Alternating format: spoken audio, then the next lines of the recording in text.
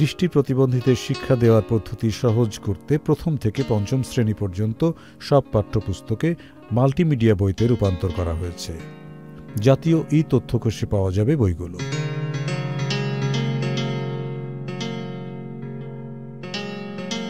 Digital Braille সফটওয়্যারের মাধ্যমে print করেও পড়া যাবে বইগুলোর ব্রেইল সংস্করণ।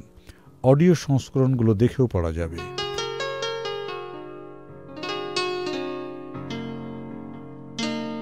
এছাড়া বইগুলো লেখা ইউনিকোডে আছে, যা নন ভিজিবল ডেস্কটপ অ্যাক্সেস NVDA সফটওয়্যারের মাধ্যমে ব্যবহার করতে পারবে দৃষ্টি প্রতিবন্ধী শিক্ষার্থীরা।